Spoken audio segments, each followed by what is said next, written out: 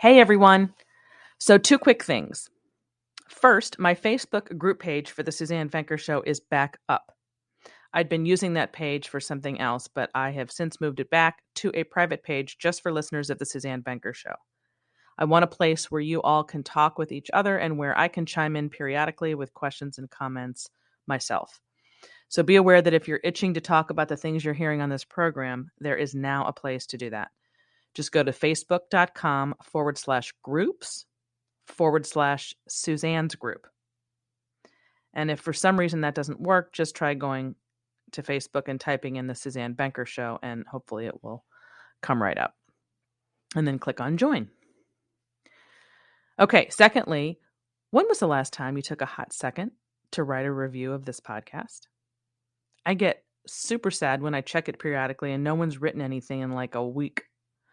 I just wanted to tell you how much those reviews mean to me and to the algorithms too. Pretty sure the more reviews there are, the more the show will appear in other people's feeds and whatnot. So if you think you'll forget, like I know I probably would, keep in mind you can pause this program right now and do it, and you won't miss a thing when you come back. We'll still be here in the same spot. That's my favorite thing about podcasts. They're like DVR, which is so awesome. Okay, on with the show.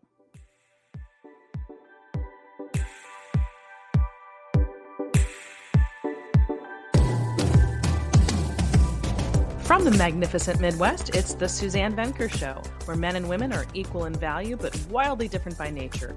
Join us here every week as we challenge the culture's hugely flawed narratives about men, women, sex, and love. From coast to coast and from around the world, thank you for joining us. Hey everyone, welcome back to the Suzanne Venker Show. I have what I hope is going to be very useful for you today, and that is a list to help unmarried people be more discerning when they date, assuming they're looking to get a good match for marriage, that is. And I'm a big believer in starting early on everything. You know, whether it's finding something early in your child and getting on it right away that then keeps it from becoming huge later on, to getting as much right as you can before you get married when you're making your decision. And, you know, look, it's life happens, right? And it's not easy to overturn every stone. So take this for a grain of salt. I just think that I know that there are certain things that need to be covered that aren't getting covered, that no one's teaching young people to make sure they cover. And the reason I know that is because I see that all the time in my coaching. And it's very frustrating because it's not that it's impossible to fix. Well, sometimes it is impossible to fix things later, but even, you know, I'm an optimist. So, and I'm in business of helping people, not dooming their marriages. And I certainly don't tell people to get divorced, you know, unless it was really that obvious or bad. But why not give yourself a leg up on the single most important thing you'll ever do? Why not? Why are we so closed to at least just discussing it, even if you can't force your children to do things a certain way? That's not the point. The point is just, at least I know I've said it, so I don't feel like I'm remiss in that department.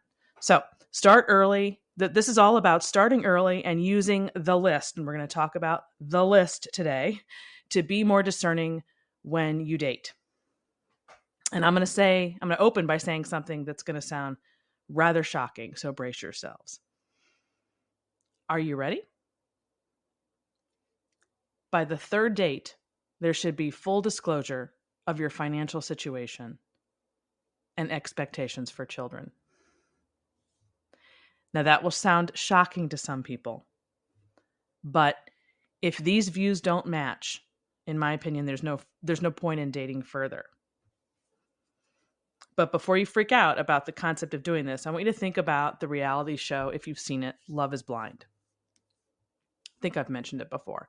But basically, these people go into these pods and they're getting all this information about themselves out of the way up front. That's the idea anyway, to see if they're a match prior to their even seeing each other. I'm not making a statement about Love is Blind. I don't care about Love is Blind. I think not seeing someone is silly, but that's not the point. What I do like about it is the way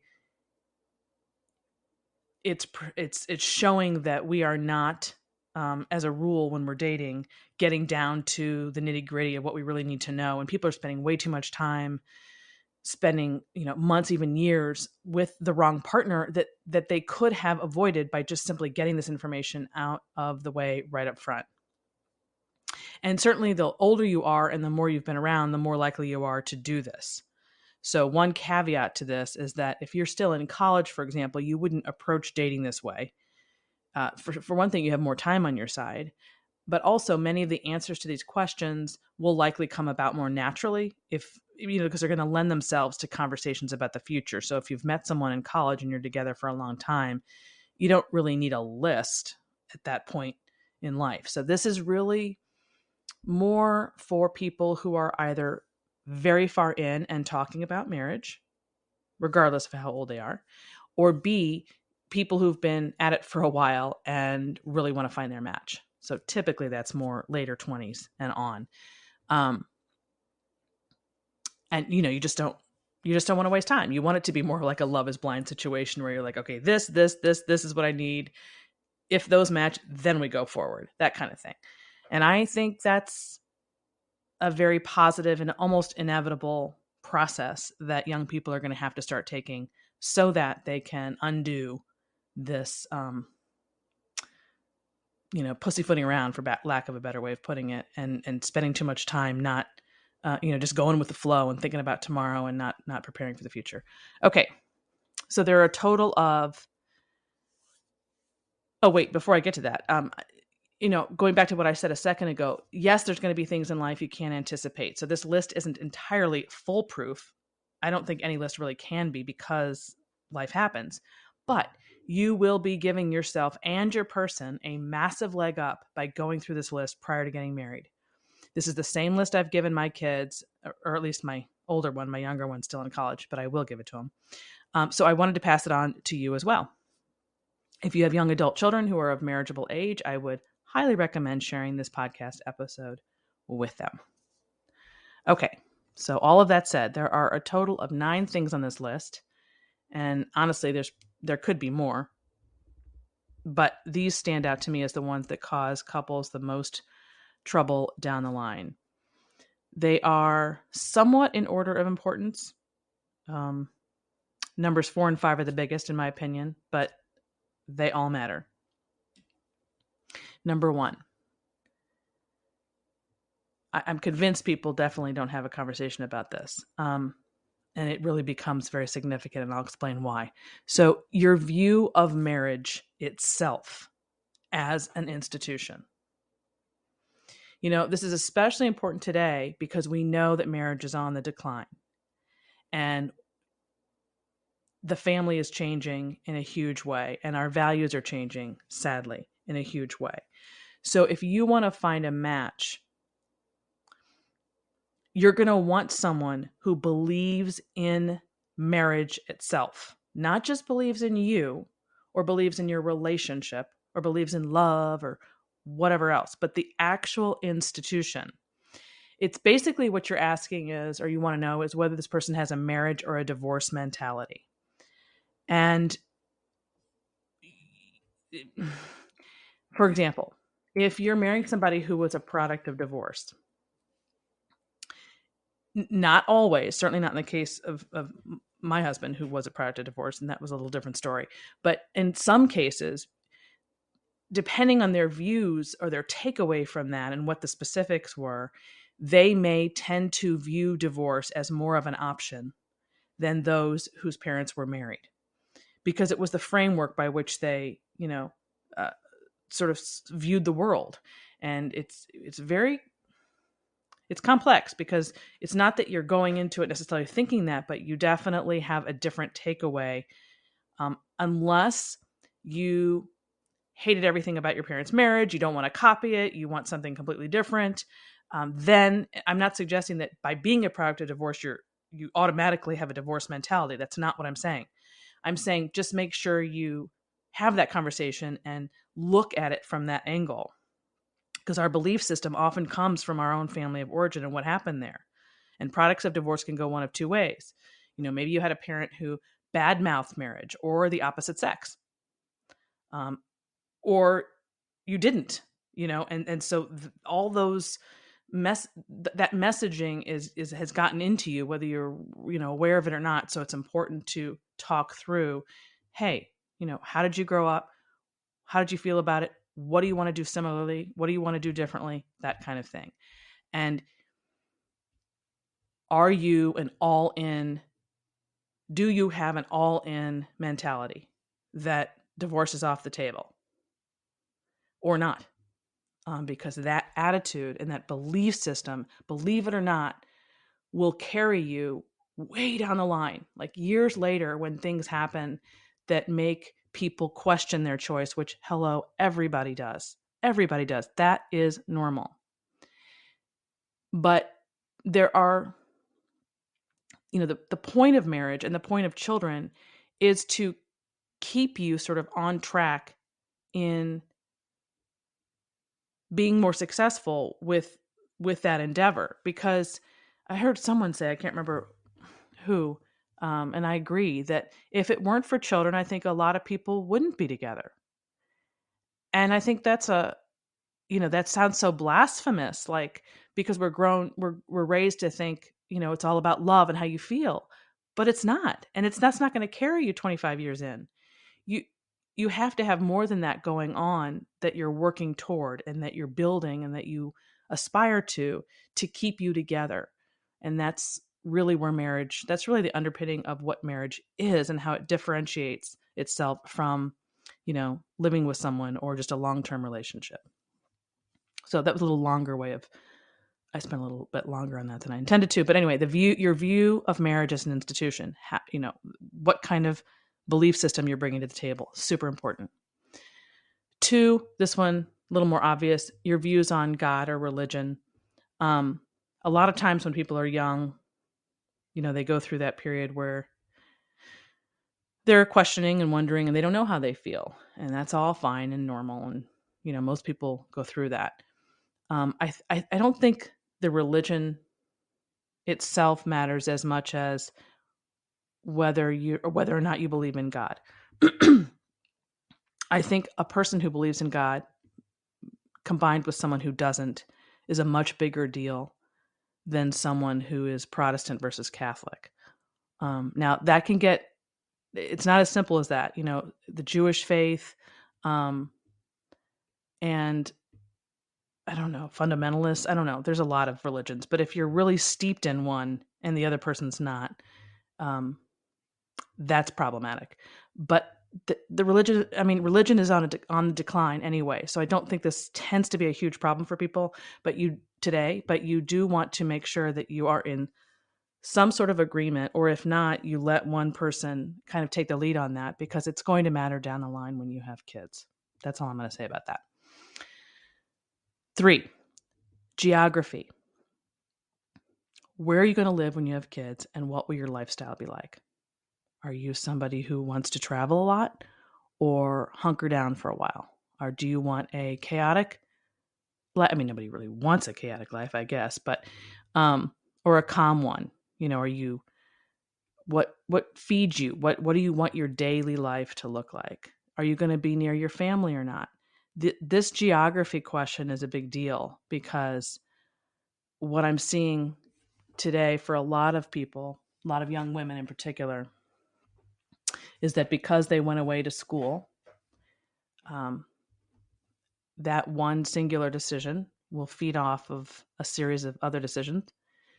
And it's very likely that down the line you end up married with kids and your family is not around. And that is not a good place to be. I mean, unless you hate your family and want nothing to do with them, or you have just whatever, if you have a really bad relationship with them, maybe that works. But other than that, you're going to want to be near your family when you have children. And you need to take that into account for the decisions that you make earlier on, because like I said, they feed upon each other. So you don't want to leave that to chance or think about that last minute and get stuck down the line. Geography is super important, that you're on the same page about where you want to live, and whose family you're going to be near. It's a big deal. So that's all I'm going to say about that one. These next two are much bigger. Number 4. This is perhaps, actually not perhaps, I mean, it is the biggest issue, in my opinion, in modern marriages today. And that is the work-family plan, also known as gender roles and responsibilities. I'm going to read a message from, I've been slammed with comments and comments like you wouldn't believe. So I'm trying to organize them. But so I can't tell you exactly where this was. It could have been an Instagram comment. It could have been an email to me. It could have been Facebook, whatever. This is from a woman named Doris, who writes, quote, I'm an owner of a national law firm. I want to stay home with my daughter and wanted to with my son. I fall in the camp of having a husband who says no. He had a high-flying mother and was raised by nannies and Montessori. It saddens me. I never thought I'd have this desire, and we can more than make it on my husband's pay alone. Still, he says no. Ladies, think about what you want long-term and reach a consensus with the man you are dating for marriage. End quote. There's a lot to say about this. I mean, I don't even just mean about her particular situation, but you have a lot of things going on here when it comes to the work-family thing.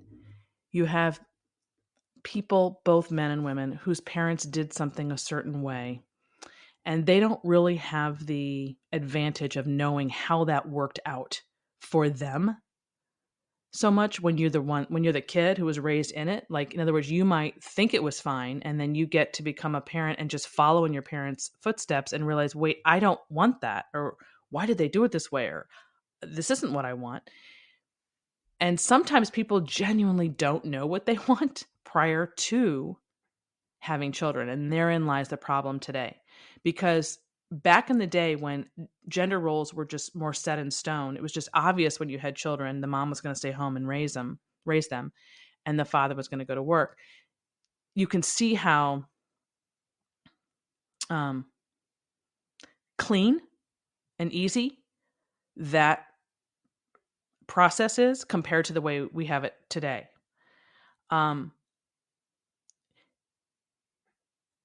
Even if people didn't know, even if people didn't feel a choice about it or whatever, it was a given that that's how you were going to do it, and there was no conflict to be had about it, with respect to whether or not it was the right thing to do or the good thing to do or whatever.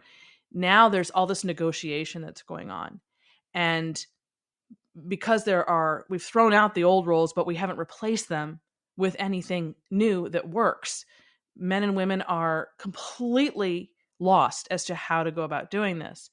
And more than that, they don't know in advance, some, how they want to do it, and then it changes. Or they did know, but they didn't discuss it and come to a clear consensus, which is why I wanted to use that particular comment that this lady wrote to emphasize to people the significance of getting on the same page. Now, I'm going to go back, right away. I'm going to go back to the first thing I said when I said by the third date, there should be full disclosure of your financial situation and expectations for children. So let's go back to that. I definitely did that. By my third date with my husband, Bill, it was very clear what our respective financial situations were and the expectation that I would be staying home with children when I had them. Did I consciously think, okay, I'm going to go do this because I want to make sure I get this out of the way now? I don't know. But I know that it worked out big time in my favor. And I know that when I see, going back again to the Love is Blind concept of getting these major things out of the way, it reminds me sort of arranged marriages, right? People know, look, if you don't have these basics, just don't even go there. Just forget about it. And I probably felt more confident about doing that because, remember, I'd been divorced. So I knew what I didn't want, and I knew what didn't work the first time. So I really had nothing to lose. It was just, this is me, take it or leave it. And he was very much the same way, and it happened to match.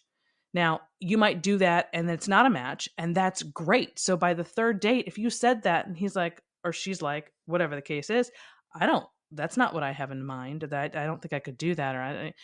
Then you know this isn't your person, and that saves you all that time so that you can get to the next person. I know this makes it sound very businesslike, but in a lot of ways, it kind of has to be, especially today. So the work family situation, do not be afraid to talk about that early on. I mean, if it doesn't come up naturally, just make it come up. Be really upfront about it. And I think this is super important for men too, because I think there are a lot of men who are absolutely afraid to ask a woman about her views about working after kids come. And men are, their opinion matters just as much as the woman about what he wants for his life. And this is not an angle that we ever discuss when it comes to this subject. It's never talked about with respect to what a man wants. And why the hell wouldn't it be, or shouldn't it be? It's his children too, and his life. And he's affected by the decisions just as much as the woman. So I would encourage young men not to be afraid of asking a woman straight up. And a lot of times it should come up naturally based on listening to what her plans are for the future. But if you know you want a traditional family structure, whether your parents themselves did it or not, and whether you want to follow their footsteps or do something different, whatever the case may be, if you know that and she's talking in such a way that makes you think she doesn't want that, then you have to get that out and put it on the table ASAP. Don't assume anything. In fact, if anything, what I tell people is to assume, if you're going to assume something, assume that you will want to step out of the workforce. Just assume that, because that way, all the decisions that you're making beforehand, especially financially, will give you the freedom of having that choice when the time comes. If you're assuming the opposite, you're setting yourself up to fail in that regard. So that's what we have right now, is people assuming that they're never going to be out of the workforce, and that's why they're getting stuck. So just do the exact opposite of that. And that's how you take care of that problem in advance of getting married. Okay. Excuse me. Number 5. This is just as big as number 4. I don't know why I put these two in the middle, but anyway. Okay. Money. Are you going to be roommates, or are you going to act as a team? And this goes back to number 1 and that view of marriage as an institution. Because marriage is, the actual traditional marriage vows are all about becoming one. I'm to all thee my worldly goods I pledge. You just becoming one. And that is not popular today because everybody wants to retain their independence. And they're both working. You live side by side, his and hers. You're roommates. You're glorified roommates. That's really what that is. And if you're both happy and you want that, okay. Yeah, it's working and everybody's happy. I'm not going to complain about it. My point is, though, it's not really marriage. It's not marriage as marriage is intended. And more often than not, that does fail because eventually, when it comes to making the big decisions, it's problematic if you've been living separate lives the whole time. As long as everything runs smoothly as it's supposed to, feels like it works. But then the big ticket item has to get paid for, and then what? Or somebody gets cancer, and then what? Or parenting, everything related to parenting with money, then what? It almost always blows up. So on the, but there are people who swear that they live separate. They have separate bank accounts and everything works and everybody's happy. And okay, so if you're dating and you are on the same page about that, that's the most important thing. But more significantly is what that person's relationship with money is, what the lessons from his or her family of origin was, and how you're going to handle money when you're married.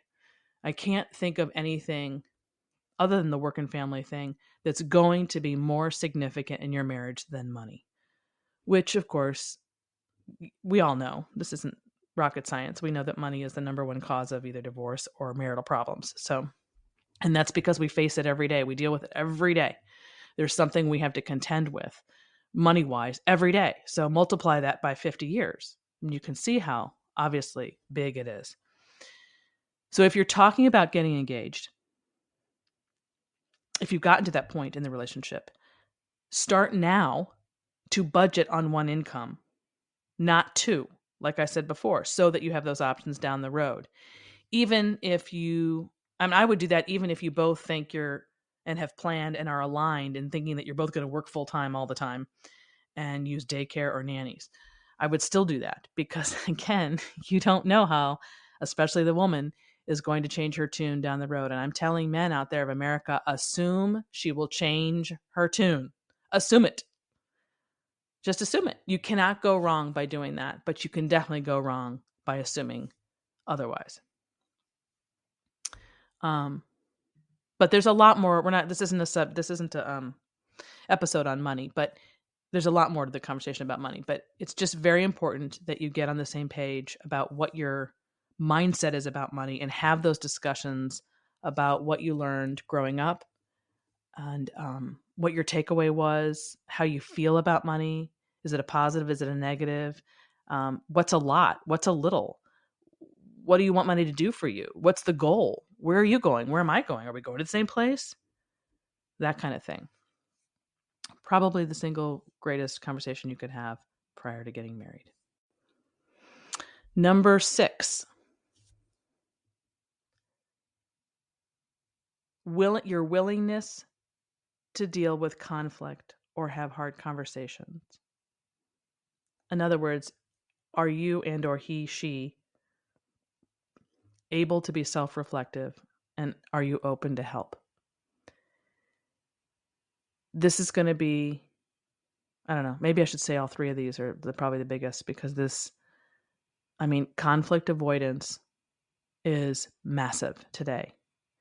And I don't know that it was any better 50 years ago. I don't want to get in that conversation. The bottom line is I know right now that intimacy, vulnerability are super big topics among the younger generation because they're uncomfortable with it. They're uncomfortable. You've heard the word uncomfortable with respect to this generation, right? A lot. The more uncomfortable something is, the more uncomfortable something is, the closer you are to resolving it. So you need to jump in, not walk around. And we have a nation of people who are just walking around problems and not dealing with them head on for a whole litany of reasons why they got. And I want to talk about that.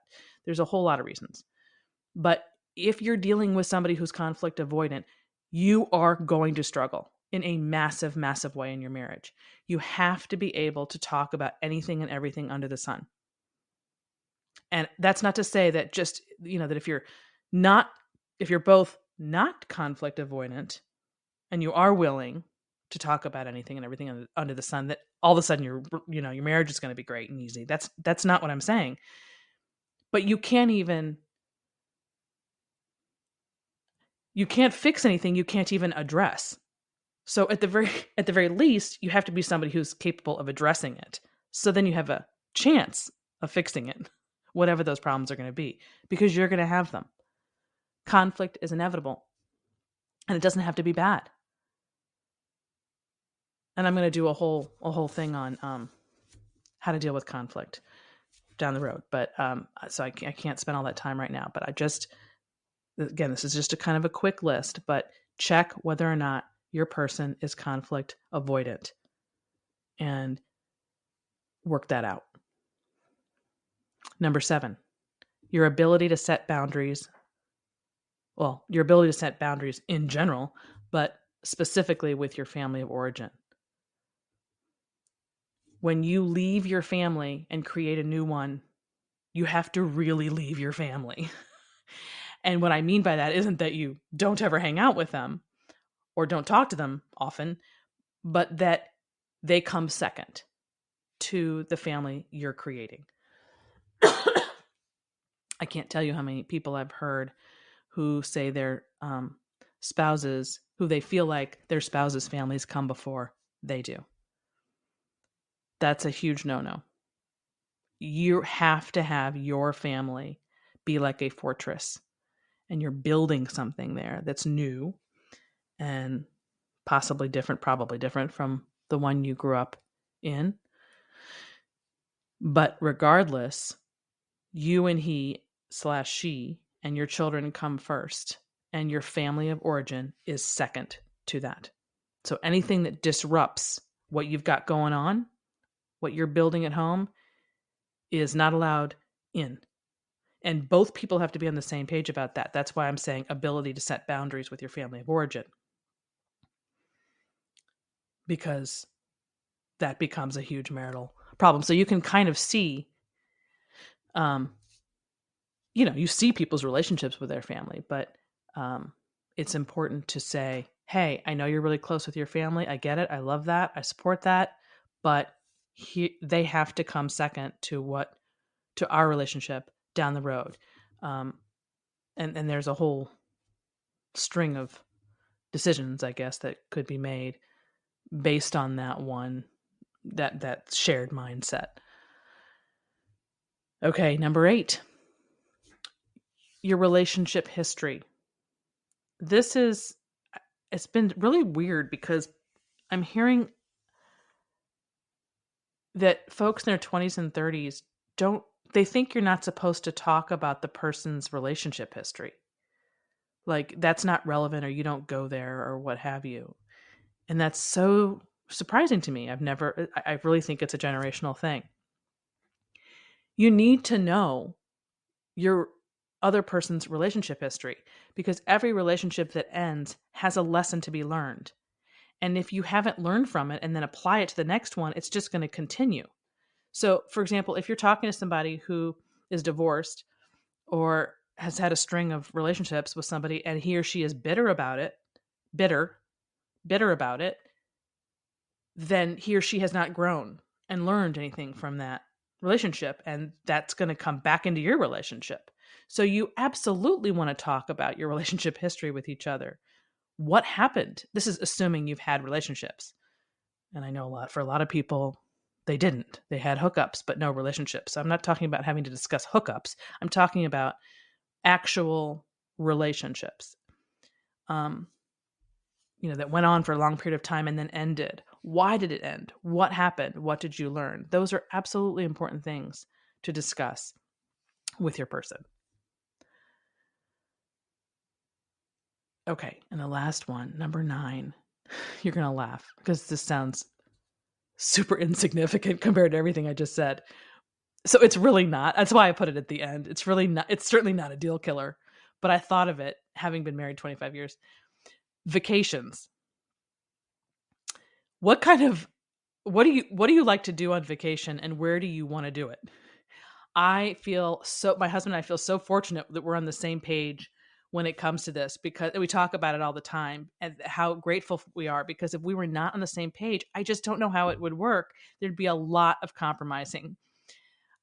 Again, not a deal killer at all, but just kind of something light to end this list on, to end it on a light note. I mean, are you the type of person who wants to do absolutely nothing, like plop his or herself down in front of, at a beach and just not move for 5 days?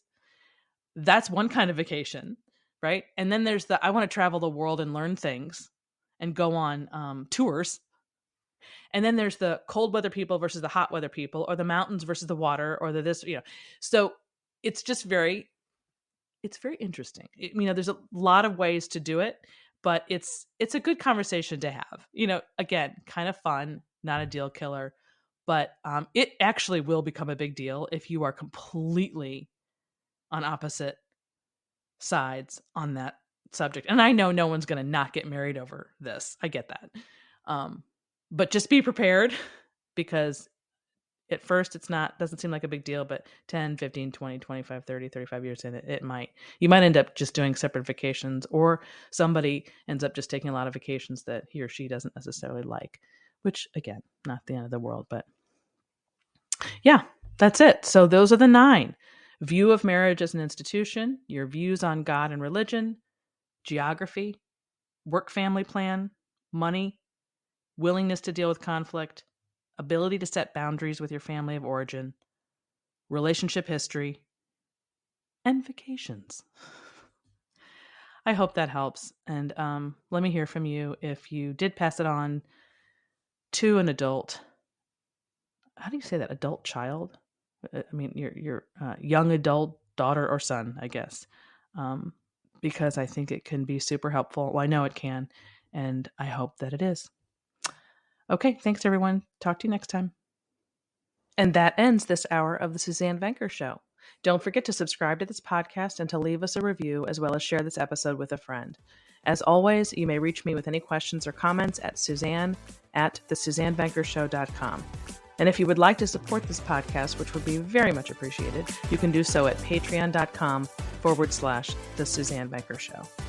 Thanks, everyone. Have a good week.